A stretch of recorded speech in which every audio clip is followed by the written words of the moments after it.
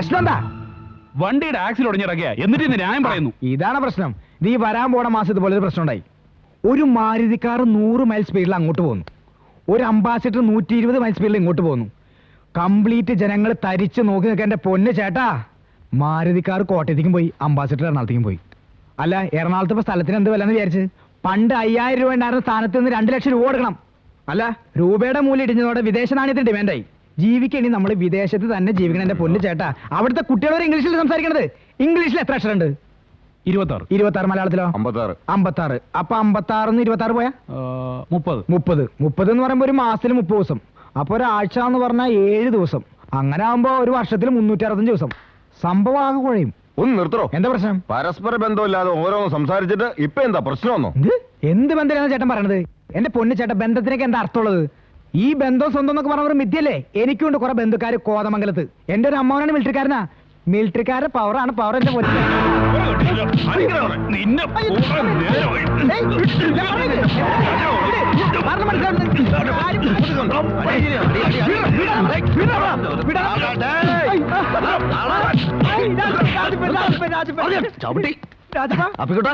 നീ പോന്നാ? ഞാൻ കുറച്ചും പോന്നല്ലോടാ. അപ്പിക്കോട്ടെ, എന്താടാ പ്രശ്നം? ഒരു ചെറിയ പ്രശ്നം സോൾവ് ആക്കാൻ നോക്കിയതാ, വലിയ പ്രശ്നമായി. നീ പോന്നു? എടാ, ഇപ്പൊ വന്നേ ഉള്ളൂ. നീ വന്നതുകൊണ്ട് ഞാൻ രക്ഷപ്പെട്ടല്ലേ? ഇവന്മാര് ഇടിച്ചെന്റെ കൂമ്പ് കളിക്കാൻ. അതെ, ഇടി എന്ന് പറഞ്ഞല്ലോ, സൂപ്പർ ഇടി. മോഹൻലാലിന്റെ പോലെ സൂപ്പർ. അല്ല, സൂപ്പർമാൻ മരിച്ചറിഞ്ഞാ? നിർത്തടാ, അല്ലെങ്കിൽ അടുത്ത അടി കിടക്കും. എടാ അപ്പി, പണക്കാരനായ എന്റെ വരവ് പ്രമാണിച്ച് ഓണോ ക്രിസ്മസ് ഈസ്റ്റർ വരെ നമ്മൾ ഒന്നിച്ച് ആഘോഷിക്കും.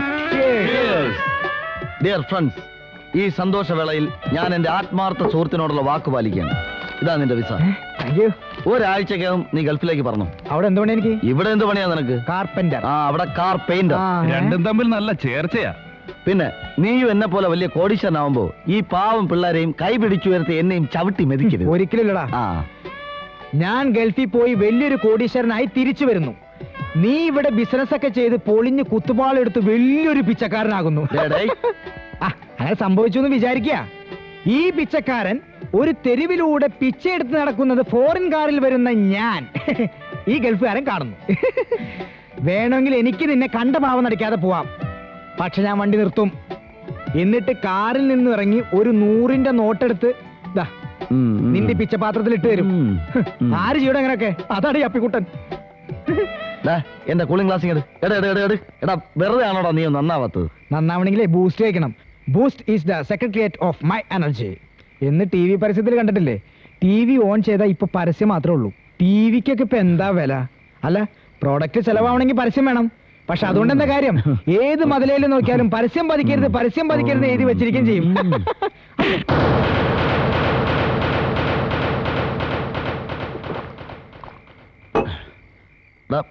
ഞാൻ അടിച്ച നിനക്ക് ഫീൽ ചെയ്തോ? ഞാൻ നിങ്ങളെ പഴയ രായപ്പനല്ലേടാ. ഒരിക്കൽ പട്ടാപ്പാതിരയ്ക്ക് കള്ളവണ്ടി കയറി നാട് വിട്ടവനാ ഞാൻ. അല്ല, നാട്ടിൽ നിന്ന് ഓടിച്ചത് തന്നെ. ഒത്തിരി അനുഭവിച്ചു, ഒരുപാടുണ്ടാക്കി, സർവ്വതും നേടി. നന്ദിയും കടപ്പാടുമെല്ലാം ഒരാളോട് മാത്രം, കേശവനോട്. ഹെഡ് കോൺസ്റ്റബിൾ കരടി കേശവൻ.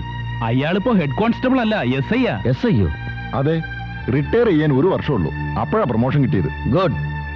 അയാൾ ഉയരട്ടെ, ആകാശം മുട്ട വളരട്ടെ. എങ്കിലേ ഒപ്പത്തിനൊപ്പം നിന്നുള്ള എന്റെ പ്രതികാരത്തിന് ഒരു സ്കോപ്പ് ഉള്ളൂ. നിങ്ങൾക്ക് ഓർമ്മയുണ്ടോ, അന്ന് രാജാവിന്റെ മകൻ സെക്കൻഡ് ഷോ കഴിഞ്ഞ് വരുമ്പോ അയാൾ എന്നെ തൂക്കിയെടുത്തോണ്ട് പോയത്?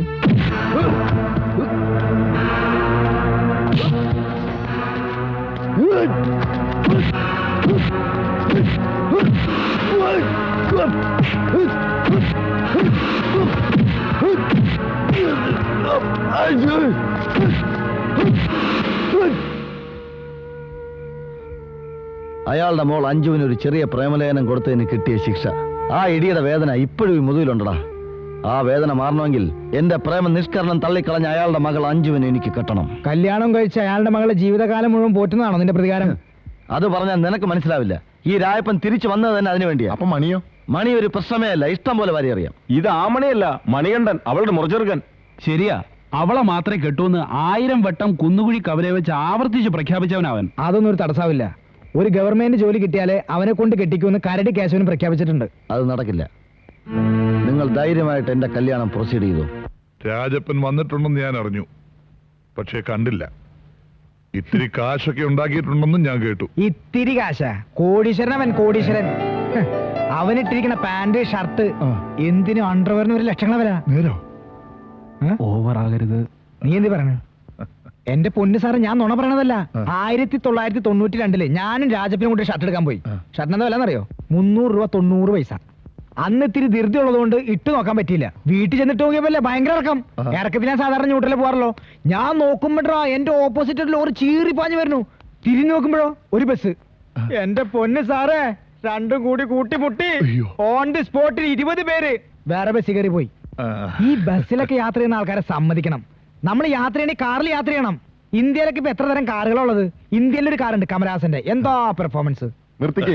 ഇവിടെ വിഷയം രാജപ്പൻ പണക്കാരനായതാ. എന്താ രാജപ്പൻ പണക്കാരനായത്. അതന്നെ ഞാൻ പറഞ്ഞു വരുന്നത്.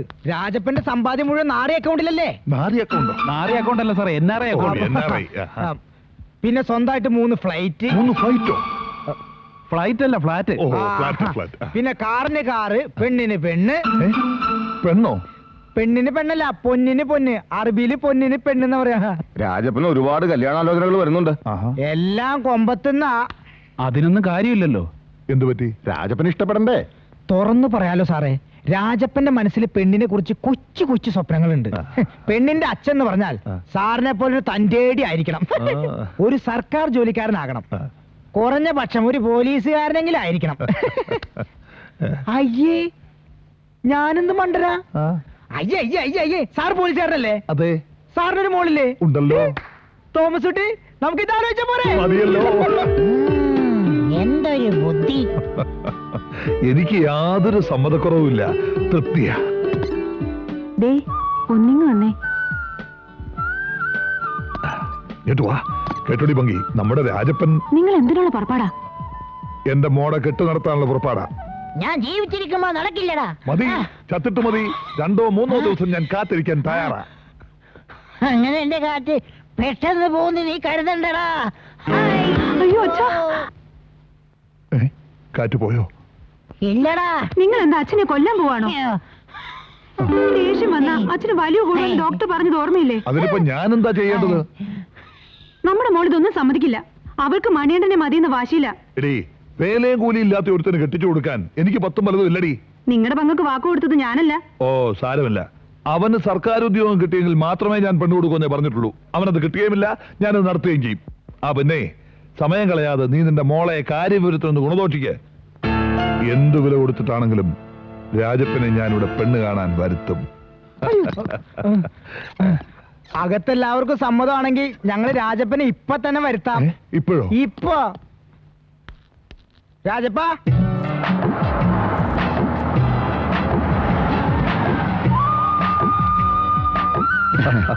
വരണം.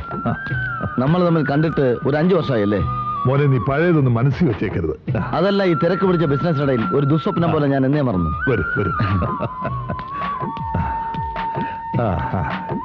ഇരിക്കും മോനെ, ഇരിക്ക. ചോദിക്കുന്നതിൽ ഒന്നും തോന്നരുത്. ഇത്രയും പെട്ടെന്ന് ഇത്രയും കാശുകാരനാവാൻ അവിടെ എന്ത് ബിസിനസ് ചെയ്തിട്ടാ? പലരുടെയും ജീവിതത്തിൽ ഉയർച്ച പെട്ടെന്നായിരിക്കും. സാധാ പോലീസുകാരൻ സാറിപ്പോ സബ് ഇൻസ്പെക്ടറായി. ഒന്നുമില്ലായ്മയിൽ നിന്ന് ഞാനൊരു കോടീശ്വരനുമായി. അന്ന് നാട് വിട്ടോ ഞാൻ ചെന്നിറങ്ങിയത് അലയില്ല അലഞ്ഞിരിഞ്ഞു കുറച്ചാലോ. അവിടുന്ന് ഖത്തറിലെത്തി അത്തർ കച്ചവടം തുടങ്ങി. പിന്നെ മസ്കലിലെത്തി ബിസ്ക്കറ്റ് കച്ചവടം തുടങ്ങി. പിന്നെ 2-3 കിണറൊക്കെ വാങ്ങി പെട്രോൾ കച്ചവടമൊക്കെ അങ്ങനെ കഴിഞ്ഞു കൂടുന്നു. ഈയിടെ ദുബായിൽ വെച്ച് ഒന്നുകൂടെ കമ്പ്യൂട്ടേഴ്സ് വാങ്ങിക്കാൻ വേണ്ടി ഞാനൊരു ലേഡീസ് സ്റ്റോറിൽ കയറി. അവിടെ വെച്ചൊരു കൊച്ചുകുട്ടി രാജ്മോൻ എന്നോട് ചോദിച്ചു. അത് ഫ്ലൈറ്റ് വെച്ചല്ലേ? അത് വേറെ രാജ്മോൻ, ഇത് വേറെ. ഏതി രാജമോഹൻ? അല്ല, രാജുമോൻ എന്താ ചോദിച്ചേ? അങ്കിളിന്റെ അച്ഛൻ ആരാണെന്ന്. ഞാൻ പറഞ്ഞു, വയൽ നികത്തിയ പുത്തൻ വീട്ടിൽ അച്യുതന്റെ മകൻ രാഘവനാണ് എന്റെ അച്ഛനെന്ന്. Yes, I am A Rajappan, an ordinary Rajappan. My phone number is 2255. എടി പങ്കി, മോളെ ഇങ്ങോട്ട് വിളിച്ചേ. ഞാൻ വരില്ല. മോളെ, നിന്റെ അച്ഛന്റെ സ്വഭാവം നിനക്കറിയാലോ. എന്നെ നിർബന്ധിക്കണമെന്ന് പറഞ്ഞില്ലേ? ഇനി എല്ലാവരെയും മുന്നിൽ വെച്ച് നീ നിന്റെ അച്ഛന്റെ വില കളയണ്ട. പെണ്ണ് കാണുന്നതല്ലേ ഉള്ളൂ. ആരില്ല, എന്റെ ചിതയ്ക്ക് കൊള്ളി വെക്കേണ്ടവനാ എന്റെ കൊച്ചുമോൻ മണികണ്ഠൻ. ഞാൻ അവനെ കൊണ്ടേ നിന്നെ കെട്ടിക്കൂ. മുത്തശ്ശ, മോളി ചെല്ല്. മോളെ, ഈ വേഷമൊക്കെ ഒന്ന് മാറണ്ടേ? ഈ കോലത്തിൽ എന്നെ കണ്ടാ മതി. മോളെ, ചായ.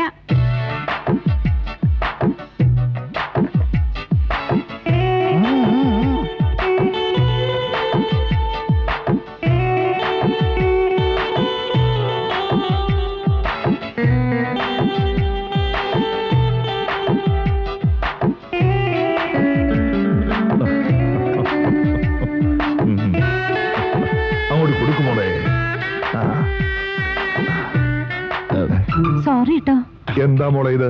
വേഗം പോയി ചായ എടുത്തൊന്ന് വാ.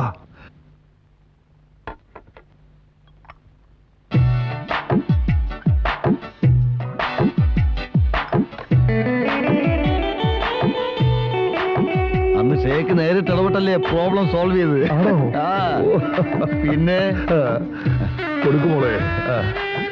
അയ്യോ, എന്റെ മോടെ ഒരു ഭാഗ്യമേ.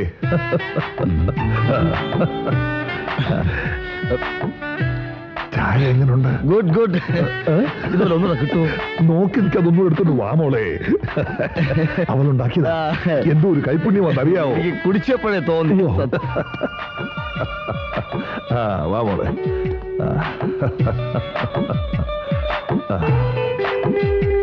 അങ്ങോട്ട് ഒഴിച്ച് കൊടുക്ക്. അയ്യോ അറിയാതെ. ഛേ, എന്തു പറ്റി നിനക്ക്? പോകത്ത് പോകാൻ. സോറി രായപ്പാ. Okay, no problem. എനിക്ക് നമുക്ക് ഇറങ്ങാം. അതെ, നിനക്ക് പെണ്ണിനോട് പേഴ്സണൽ ആയിട്ട് വല്ലതും സംസാരിക്കാണ്ട്? അയ്യോ, ഞാനൊന്ന് മറന്നു. ഉണ്ട് ഒരുപാട് കാര്യങ്ങൾ സംസാരിക്കുന്നുണ്ട്. ഞാൻ ആ കുട്ടിയോടൊന്ന് സംസാരിച്ചോട്ടെ. കൊള്ളാം. ഇതൊക്കെ ചോദിക്കേണ്ട കാര്യമാണോ? അകത്തോട്ട് ചെന്നാട്ടെ. ഓർമ്മയുണ്ടോ പണ്ട് ഞാൻ സ്കൂൾ വിട്ട് വരുന്ന നിന്റെ കയ്യിൽ ഒരു കൊച്ചു ലവ് ലെറ്റർ തന്നത്? അതിപ്പോഴും എന്റെ കയ്യിൽ തന്നെ ഉണ്ട്. എന്തിനാ സൂക്ഷിച്ചു വെച്ചിരിക്കുന്നത്? ഗിന്നസ് ബുക്കിൽ കൊടുക്കാനാ. ആഹാ. ഒരു പേജിൽ തന്നെ 250 അക്ഷരത്തെറ്റാ. ലോക റെക്കോർഡല്ലേ. ഈ വലിയ നിലയിലും അക്ഷരത്തെറ്റിൽ അത് എഴുതാൻ പഠിച്ചോ? അത് പിന്നെ ബറോഡ യൂണിവേഴ്സിറ്റിയിൽ നിന്ന് MA എടുത്തിട്ടല്ലേ ഞാൻ നേരെ ഗൾഫിലേക്ക് പോയത്. അതൊക്കെ പോട്ടെ. വെണ്ണക്കല്ലിൽ കടഞ്ഞെടുത്ത ശില്പം പോലെ ഇരിക്കുന്ന 100 കണക്കിന് റഷ്യൻ സുന്ദരിമാർ ദുബായിൽ വെച്ച് എന്നോട് വിവാഹാഭ്യർത്ഥന നടത്തിയിട്ടുണ്ട്. ഞാൻ അതൊക്കെ പുഷ്പം പോലെ തട്ടിമാറ്റി. അതെന്താണ് ചോദിക്കേ? ചോദിക്കാതെ തന്നെ എനിക്കറിയാം. എന്താ? രാജപ്പന്റെ മനസ്സ് നിറച്ചു ഞാനായിരുന്നു. കറക്റ്റ്. എന്നാലേ എന്റെ മനസ്സ് നിറയെ എന്റെ മുറിച്ചടക്കം മണിയാണ്ടനാ. നില്ല്. ഈ മറുപടി ഞാൻ പ്രതീക്ഷിച്ച. അതുകൊണ്ട് ഞെട്ടലുമില്ല. പെണ്ണ് കാണാൻ വന്ന എന്നെ നീ ഇൻസൾട്ട് ചെയ്ത മനഃപൂർവ്വമാണെന്ന് എനിക്കറിയാം. പക്ഷെ നീ ഒന്നോർത്തോ, നിന്റെ കഴുത്തിലൊരു മിന്നിന്റെ യോഗമുണ്ടെങ്കിൽ അത് കെട്ടുന്നത് വയൽ നേർത്തിയ പുത്തൻ വീട്ടിൽ രാഘവന്റെ മകൻ ഈ രാജപ്പനായിരിക്കും. അങ്കിൾ, ഇനി കാര്യങ്ങൾ പ്രൊസീഡ് ചെയ്യാം. ഓ. കല്യാണത്തിന് എപ്പോ വേണേലും ഞാൻ റെഡി. അപ്പൊ വൈദ്യം കൽപ്പിച്ചതും ചിക്കൻ ഫ്രൈ, രോഗി ഇച്ഛിച്ചതും ചിക്കൻ ഫ്രൈ എന്ന് പറഞ്ഞ പോലെ. ചിക്കൻ ഫ്രൈ അല്ലടോ, പാല്. അതെ, പാല്. പിന്നെ കല്യാണത്തിന് ഞാൻ ഉണ്ടാവില്ല. ഞാൻ 2 ദിവസത്തിനുള്ളിൽ ഗൾഫിലേക്ക്. അതെ, സാറിന് ഈ ഒരു മോള് മാത്രമേ ഉള്ളൂ? അതെ. ശ്ശെ, സാറിന് ഭാഗ്യമില്ലാണ്ടായി പോയി. അല്ല, ഞാനും ഇവനെ പോലെ ഗൾഫിലൊക്കെ പോയിട്ട് വലിയ കോടീശ്വരനായിട്ട് തിരിച്ചു വരുമ്പോഴേ അപ്പൊ ഒരാളും കൂടി ഉണ്ടായിരുന്നെങ്കിൽ. അല്ല, സാറ് വിഷമിക്കണ്ട, ഞാൻ വരാൻ കുറച്ച് ലേറ്റ് ആവും. ഇനിയും സമയമുണ്ടല്ലോ. നോക്കാം. പോട്ടെ. നടക്ക് പോട്ടെ. ഞാൻ കുറച്ച് ഓവറായോന്ന് സംശയം.